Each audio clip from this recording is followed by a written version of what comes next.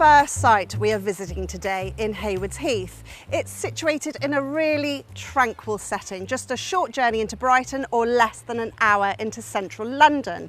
So the mixture of connections combined with this beautiful rural West Sussex countryside makes this a wonderful location for both families and commuters alike.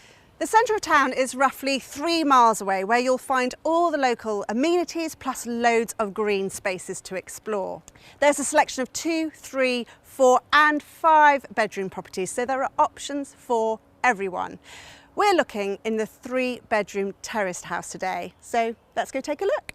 So first up, we find ourselves in the hallway, and this has been perfectly planned. You've got everything you need right here. There's a downstairs cloakroom. There's a really clever bit of storage for coats and hats and boots, because there is nothing worse than a hallway that quickly fills up with clutter. So it's feeling really streamlined.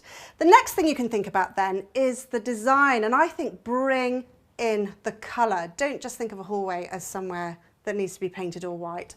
I am loving this really strong, dramatic blue on the wall. It really sets off the accessories and the paintings, as well as this lovely big mirror. This is a great idea in a hallway, not just practically to check your lipstick on the way out in the morning, but it also helps heighten the sense of space and light in a hallway.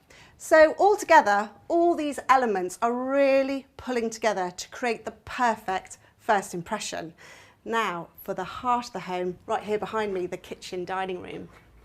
This is a wonderful space. It feels so open and spacious, and there are a few clever decorating tricks going on here. First of all, the kitchen is this lovely soft off-white, and it's kind of been colour matched to the wall colour.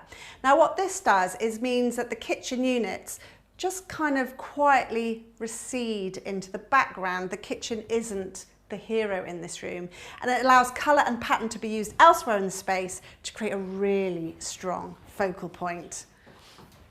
So by going for a really large oversized piece of artwork, or indeed a really big scale pendant light, means this becomes the star of the show. Rather than looking at the pots and pans and the working end of your kitchen diner, this is where the eye rests.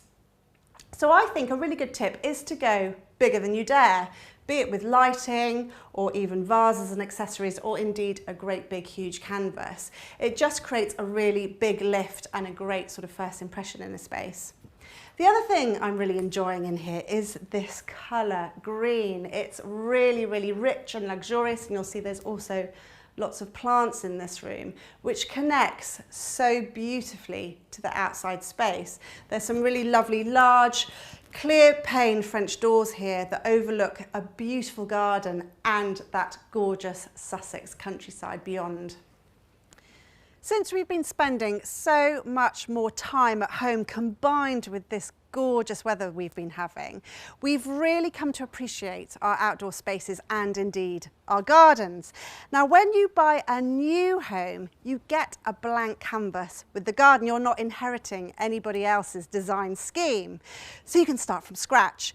You want to start off thinking about how you use the garden. So for example, is it somewhere where you eat out and entertain? You might want a table and chairs close to the kitchen, or do you need a large lawn area for the kids to kick around a football? Or perhaps you're just a real passionate gardener, really green-fingered, and can dedicate your time to creating some horticultural oasis.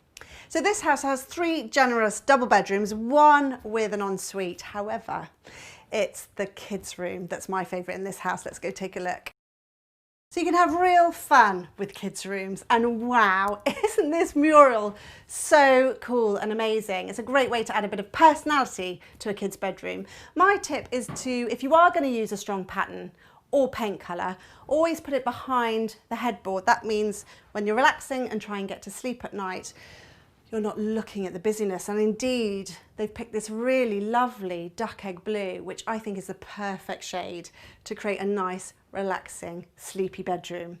But there are a few other things in this room that I'm really enjoying. I adore this little pom-pom trim detail over on the Roman blind, and how that's been repeated on the cushions, even, check it out, as a little trim on the bed linen. As an interior designer, it's that little consistency in design details that I find very pleasing.